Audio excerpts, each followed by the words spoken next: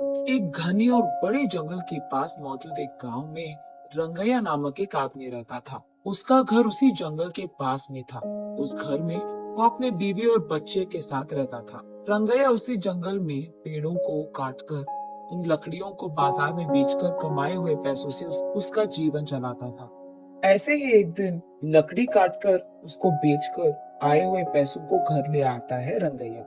उसे देख उसकी पत्नी रत्नमा ऐसे कहती है, सारी जीवन ऐसी ही काटनी है क्या? लकड़ों को काटते हुए अब क्या हो गया? क्या क्या हो गया? ज्यादा पैसा कमाना नहीं है तुमको? अपने बेटे को पढ़ाना नहीं है? घर नहीं खरीदना है? हमेशा इसी घर में रहते हुए उन्हीं लकड़ियों को काट कर उन्हें बेचकर जीना है क्या? ऐसे कहती है। जब देखो बस पैसों का ही चर्चा। और कुछ सोचती भी नहीं हो क्या तुम? हाँ हाँ, मुझसे पूछना है कि और कोई सोच नहीं है, पर आपका तो सोच नहीं बदल रहा। इसके बाद रंगैया उसकी बातों को सुन नहीं पाता है, इसलिए वो चुपचाप वहां से चले जाता है। उस रात को रंगैया अपने घर की खिड़की से बाहर देखते रहता है। दूर में उसे एक छोटी सी रोशनी दिखाई देती है और वो ये भी देखता है कि कई सारे गाड़ियां बाहर से जंगल की ओर और जंगल से बाहर की ओर जाते रहते हैं। मैं तो हर रोज इसी जंगल में काम करता हूँ। मैंने आज तक लकड़ियां काटते हुए किसी को आते या जाते नहीं देखा है, ना ही सुना है। लेकिन हर रोज रात के समय में यहाँ गाड़ियां आती जाती रहती है। मुझे कुछ तो करके जानना होगा कि वहां हो क्या रहा है। अगले दिन सुबह उठते ही जहां उसे कल रात रोशनी दिखी थी, उसी तरफ जाता रहता है रंगैया।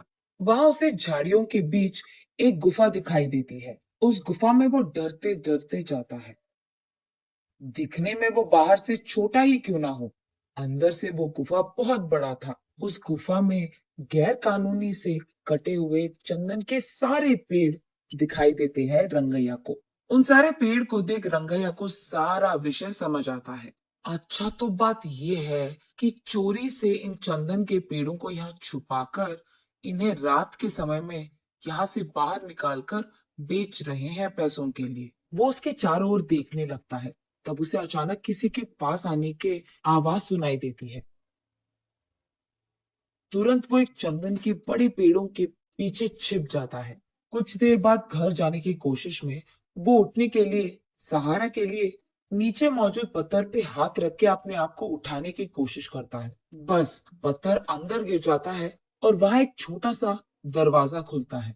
रंगैया उस द्वार के अंदर मौजूद सीढ़ियों से नीचे गिर जाता है। तब उसे समझ आता है कि ये गुफा उस गुफा के अंदर है। तब वो देखता है कि उस गुफा में कहीं ऊपर से थोड़ी सी रोशनी आ रही थी। चारों ओर अंधेरा था, लेकिन वो रोशनी जिस दिशा में गिर रहा था, वहां बैंगन का छोटा सा एक पौधा था।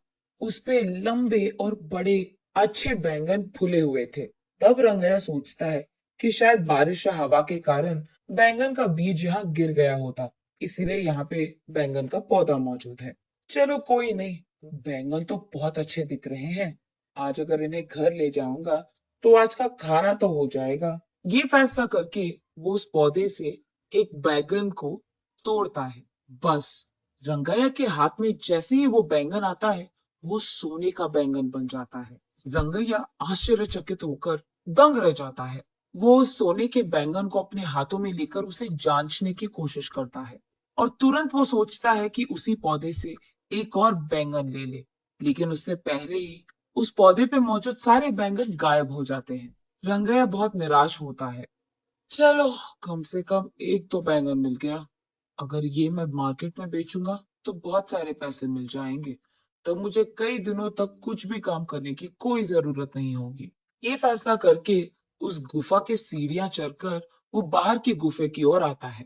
रंगैया जैसे ही बाहर आता है, वो दरवाजा अपने आप बंद हो जाता है। उस गुफा से बाहर आते ही चोरी चोरी छुपकर वो अपने बीवी के पास जाकर इस सोने के बैंगन को दिखाता है। उस सोने के बैंगन को देख रत्नमा तुरंत बेहोश होकर नीचे गिर जाती है। कुछ देर बाद होश आता है। तब रत्नमा, बाप रे, सोने का बैंगन कहाँ से लेकर आए आप? ये कहाँ मिला आपको? उससे तुम्हारा क्या मतलब? हमेशा पैसों के पीछे पड़ी रहती है ना। ये लो, ये सोने का बैंगन लो और इससे जो करना है तुम कर लो। अरे, पहले आप ये तो बताओ कि ये आप लाए कहाँ से? कहीं अपने कुछ चोरी वोरी तो नहीं किया ना? ऐसे रतम्मा एक के बाद एक उसे प्रश्न पूछते ही गई। और कोई चारा ना होने के कारण रंगाया जो कुछ भी हुआ रतम्मा को बताता है। तो फिर आपको वही रहना था ना? कुछ देर बाद अगर और बैंगन आ गए तो उसको भी लेकर आते। आपकी जल्दबाजी से ना मैं तो मर रही हूँ।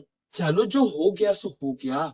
इस बैंगन से हम बहुत सारे दिन ना कोई भी काम करे बिना आराम से रह सकते हैं। गधे को अगर सोने का सिंहासन पे बैठाया गया ना, उसकी बुद्धि तो गधे की ही रहेगी ना। हाँ, अब क्या हो गया? इसका मतलब क्या है? इसी घर में रहते हुए चैन की जिंदगी नहीं चाहिए मुझे।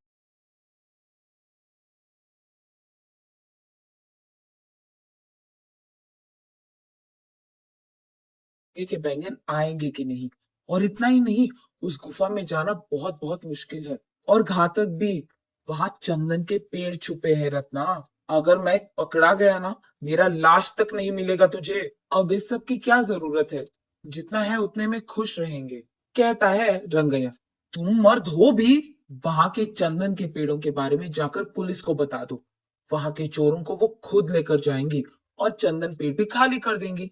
तब गुफा पूरा खाली हो जाएगा। यहाँ तुम्हारे अलावा किसी को भी नहीं पता कि उस गुफा में एक और गुफा छुपा है। इसीलिए जब चाहो तब तुम उस गुफा में आ सकते हो और जा सकते हो। वैसे ही अगर उस बैंगन के पौधे पे और बैंगन उग गए तो उसको भी लेकर आ सकते हो आप। इसको ये सोच आया पर मुझे तो नहीं है, पता नहीं क्यों। ऐसे रंगैया अपने मन में सोचता है। हाँ ठीक है ठीक है, वो सब मैं देख लूंगा। तुम फिलहाल इस सोने के बैंगन को बाजार लेकर इसे बेचकर पैसे लेकर घर आओ।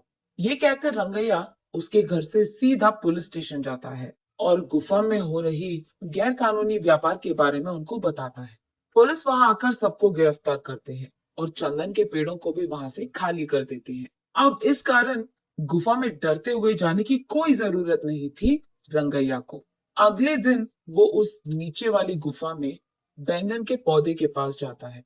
तब वो देखता है कि वो पौधा बैंगन से भरा था। इस बार वो एक बैंगन को लेकर जल्दबाजी में दूसरा बैंगन लेने ही जा रहा था कि सारे बैंगन गायब हो जाते हैं। तब रंगैया को समझ आता है कि असली बात ये है कि बैंगन रोज के एक ही मिलते हैं। ऐसे वो उस दिन के लिए एक सोने का बैंगन लेके घर चले जाता है। तब रतम्मा उन सोने के बैंगन को बेचकर आए हुए पैसों से एक बड़ा बंगला खरीदती है। तब से जब भी रंगैया को पैसों की जरूरत थी, वो उस गुफा में जाकर बैंगन लेकर उसे बेचकर आए हुए पैसों से खुशी से रहता था। जल्द ही रंगैया और रतम्मा उस गांव के ही जमींदार बन जाते हैं और खुशी से जीते हैं।